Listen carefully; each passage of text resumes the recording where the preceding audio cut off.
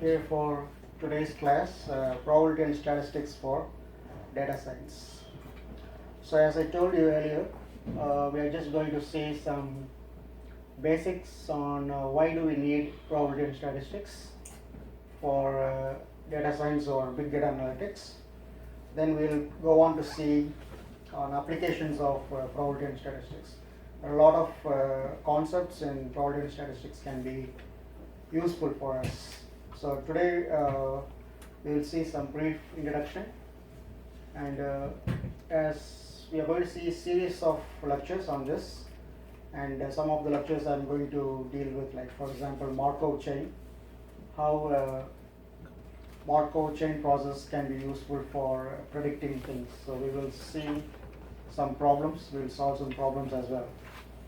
So we'll start with this concept of probability and statistics. Okay, so why do we need this probability and statistics? As you can see from the word probability and statistics, so often we come across many questions in life, every day almost. Say for example, will it rain today? Or what is the probability that it would be sunny? So these kind of questions we would ask ourselves, right? So in the same way, based on that, you again make decisions. For example, do I have to carry umbrella? So based on the observation, you are making an insightful decisions. Actually, the same process we have seen in the big data analytics, right? The same process. But here you have the data. For example, maybe you know about the weather conditions, and you are trying to come up with an insight from this observation, and you're going to take an action. So based on that, you're going to wear your dress. You want to be, you know that if it's cold, you're going to wear a warm cloth. If it's going to be sunny, you're going to wear short clothes, or that is thin clothes, so that it would be useful, right? And often probability and statistics can also give us more information about uncertainty. Sometimes we feel certain things are not certain. One thing is probable, right? Probably this will happen. The other thing is uncertainty. You are not sure of what is going to happen. So both are essential for a data science or big data analytics. We always come across this question, right? What is the probability that this particular product will be a hit in the market? You want to introduce a new product in the market, and you want to know, you want to calculate how does this perform after a period of time. That's kind of a probable situation. And uncertainty. Again, you can think about uncertainty. There are places where you are not certain. For example, say we have several shops, and you have the shop sells some product, and it all depends upon the customers who are going to the shop. It's kind of an uncertain scenario. Say you have customers coming into the shop this week, like 100 customers, and what is the probability that you will retain the same 100 customers next week? It's kind of an uncertainty. So this probability and statistics has a quite long history, and this basic logic has, in fact, Aristotle, he started to come up with some logics.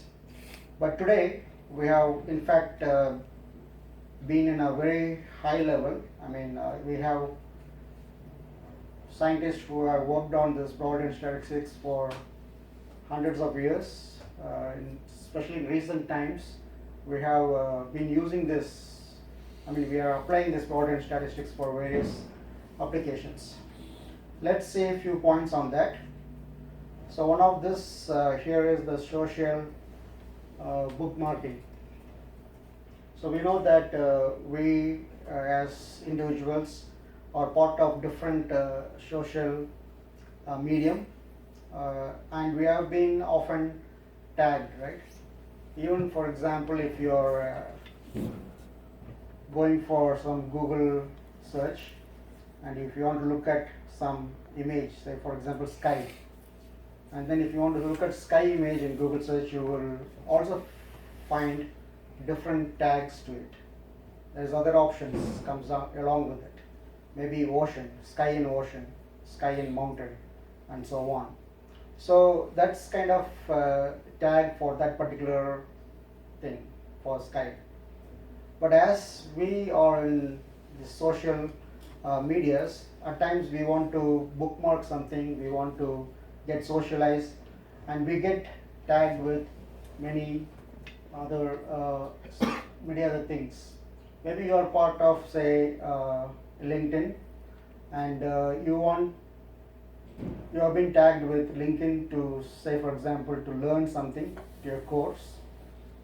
And once you go there to learn that course, again, you have been tagged with some friends from, say, University of Chicago.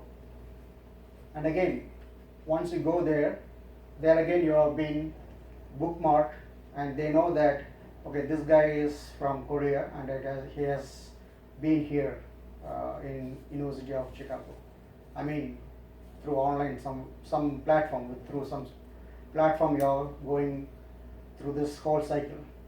So anyway, this is a kind of a cycle. You go from one phase to another phase.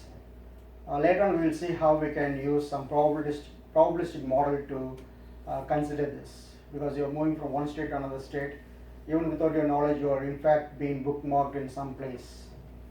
So in fact, most of the time, if we are aware, you are sure that where we have been tagged or where we have been socializing and where we have been bookmarked. But unless you are very cautious, without our knowledge, still it's happening. The same way, there is other point of maximum likelihood. This is another principle that we always come across in case of probability and statistics. So as you can see from the name itself, the maximum likelihood estimation. So you can think about that, right? So it's going to be something, some parameters that are hidden, and you want to explore that. So it's in statistics, the maximum likelihood estimation is a method of estimating parameters of a statistical model. Given observation, this MLE attempts to find the parameter values that maximize the likelihood function. So we want to maximize this likelihood function so that our observations can be rightly observed. So the resulting estimation is called maximum likelihood estimation. Say for example, like we talked about clustering in the past.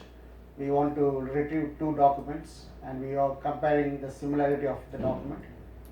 So for example, if you want to find the closest document, you want to know whatever has the maximum similarity, right?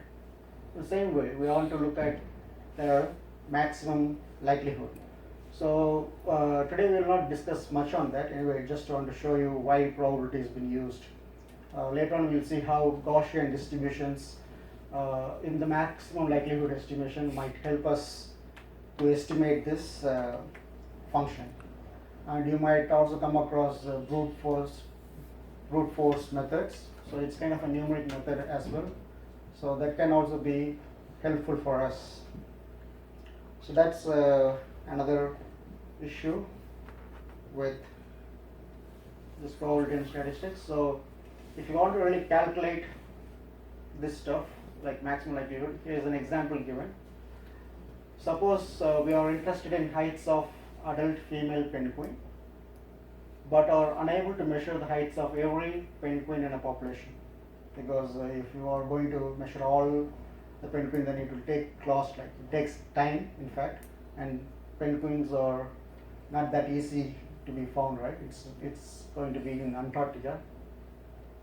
So so then you are going to assume that the heights are normally distributed, the normal distribution curve, with some unknown mean and variance. So you can see that you are not sure of what is the mean and variance, mean value, mean or average. You're not sure what is the average height of these things, the penguin.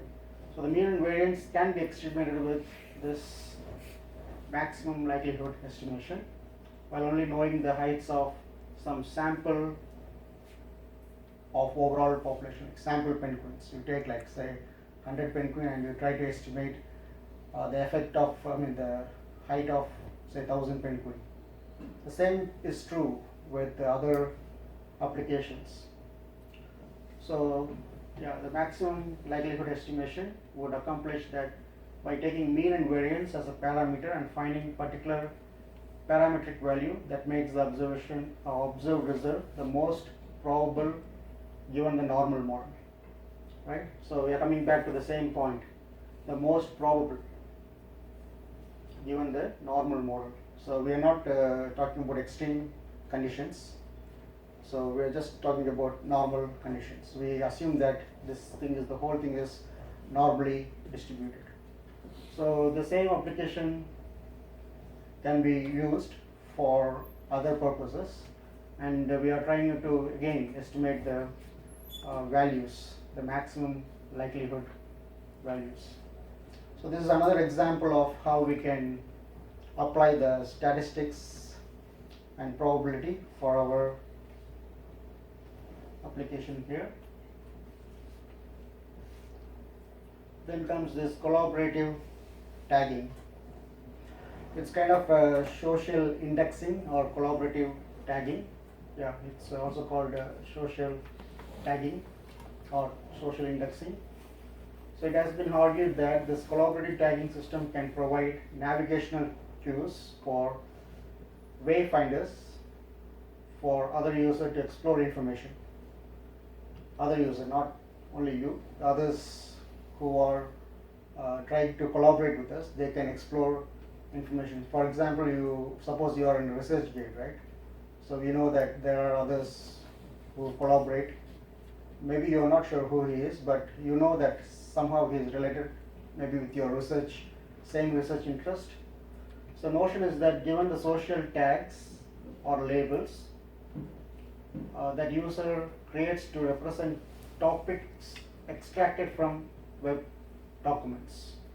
Say for example, if your research interest is like bioinformatics, maybe then the other person who might be interested in you also working on bioinformatics.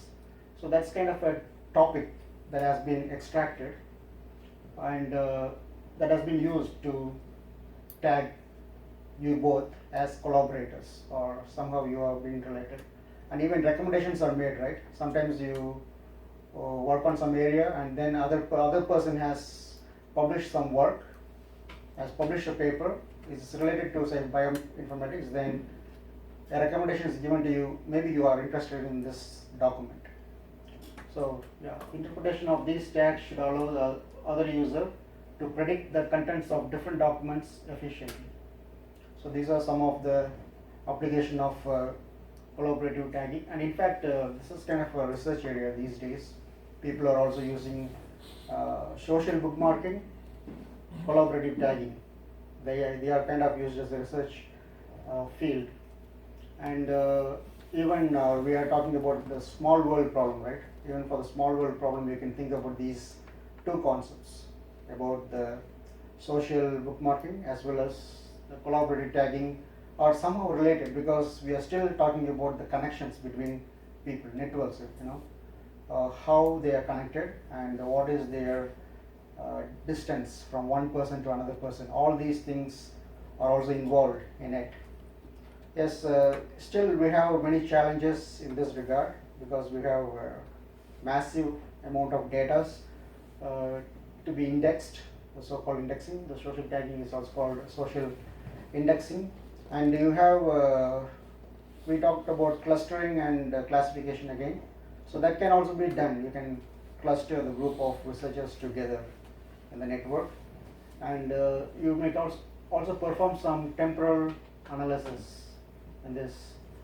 And anyway, for everything, the very basis is the probability and statistics. So that's the main idea here. Okay, let's talk about this part which says about this conditional probability. I will just introduce what is conditional probability, and this is one of the very basic methods I want to show you before we hit into the other applications. So the conditional probability is nothing but when you have an event occurs, given there is another event. That's the kind of conditional probability. Given a condition, you are expecting an event to occur. That is like you can think of some scenarios. Given one condition, you are expecting some event to occur. So that is like what you can think of. Like for example, maybe this is, yes, you have some thoughts? Rain because of water. If there is rain, clouds. Mhm. If there is rain, there should be some clouds. If there are no clouds, then there will be no thunder and no rain. So you are saying like what is the given condition? Means given condition is that it rained because of the clouds were there.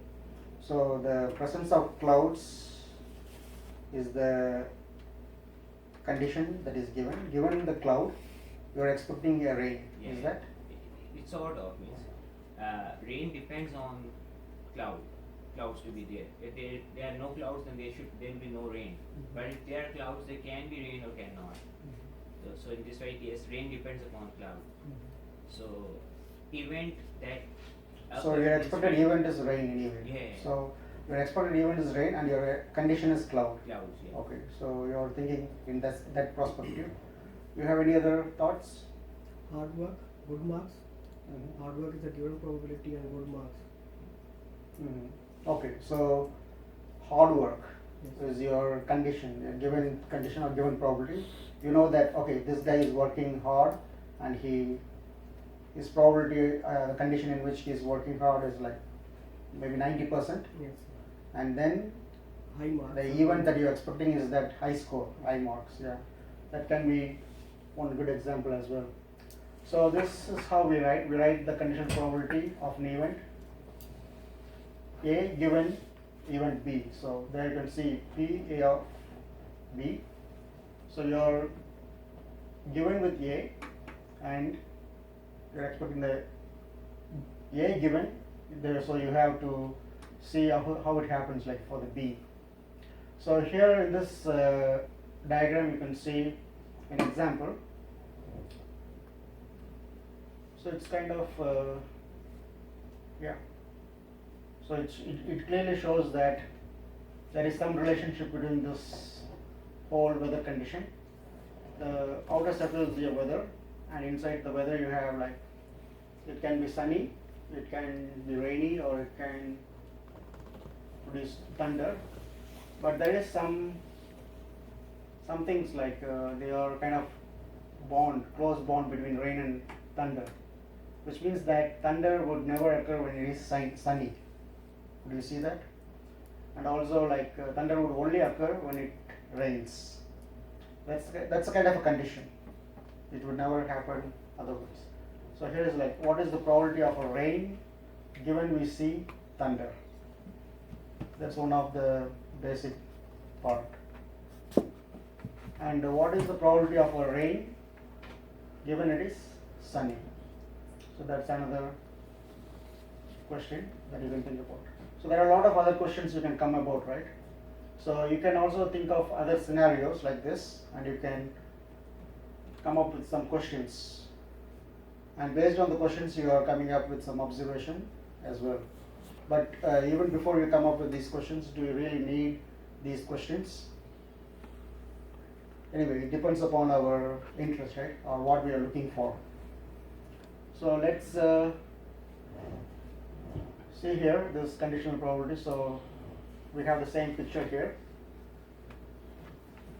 So here's the thing given to us.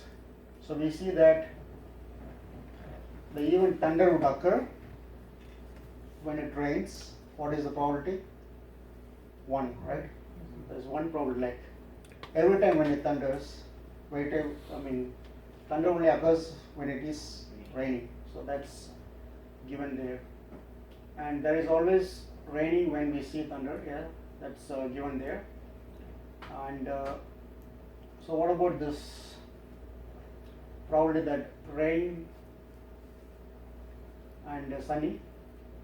So if it is sunny,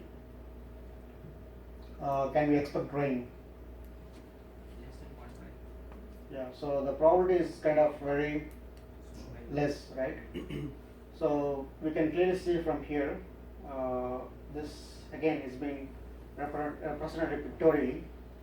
So likewise we can come up with this conditional probability there, like P, rain and sunny. So given we know that it is sunny, what is the probability that it would rain? Or given, you can also put it the other way, like given it's rainy, what is the probability that it is sunny? So same thing can be determined. So this kind of questions we come about, and we can see these probabilities, and right away you can also think about data, right? There are a lot of times when we deal about data, we also come across such relationship between two things or two events. Given one event has occurred, you are expecting what is the probability that other event would occur. So can you think of other example? Given a condition that there is one thing is given for us, and then we are expecting other things to happen. Planting a plant and getting a fruit. What is? We cannot get a fruit if we don't plant a plant. No, this is a difference. You are expecting that, like input and output, right? Your input condition is like you are planting a seed and you are expecting an output, which would be a result of after several years it would grow. Like this is in this example you can see these both are happening at the same time. Okay. Right? Both, like you have, for example, like what is the probability the student is in the class and he is sleeping? For example, I mean. So this is the sleeping is the event, and the condition is he is in the class. He is not in the bedroom in his house. So likewise, can you think of other points where we can use some? You have a car or vehicle and you can get involved in an accident. It can be probability. If you have a car, what is the probability you get involved in an accident? Okay, so for example, in that case, your condition is, for example, your condition is you didn't maintain the car. Okay, given that you didn't maintain the car, what is the probability that you come up with an accident or meet with an accident? So that's a simple observation as well as the connection that you can come up with, right? So in the same way, technically speaking, there are a lot of other places. For example, if you talk about, yes, you have any points? Christmas Eve, sale, lot of sale. Okay. Given the condition, it's Christmas period, you have lots of sales happening. And yeah, but you don't get, I mean, you can think about some more logical things. Yeah. Yes. Going to school and getting a job. Going to school and getting a job. That's also kind of tricky, right? Yes. In cricket, if the score is even, they get to play, the teams get to play a super over. So the condition is the equal score. Mm-hmm. So given the condition that they are equal score, then They get to play the super over to win the match. so in that case the probability is again 1, right? So you can think about some where the probability is not just 1. So for example, here he said, right, when you didn't maintain the car, what is the probability that it would come into the accident? It doesn't go to accident every time, right? Still you didn't maintain the car, maybe you are still using the car, somehow you are managing stuff. You can think about your research area, I mean, not necessarily, of course this is good, your other applications are good, but you can also think about, why I want you to think about that is because you can see how probabilities can be useful. Yeah. A message has been transmitted, whether it's been received successfully or not. What is the condition, given condition? A message has been transmitted. So depending upon the environment, it can be the reception can be successful or a failure. So can you think about another given condition? Like you are expecting the event you want to see is what is the probability that the message is received, right? Yeah. Okay, so given the condition that this traffic, like you have some traffic, right? Yeah, This load. traffic parameter. Yeah. Given the condition of this load parameter, what is the probability that I receive the message? For example, you can think. So the one you said is like the weather. Weather is always there, right? Regardless of whatever condition happens. So something like that you can think of. Okay, so we'll stop here and then we'll catch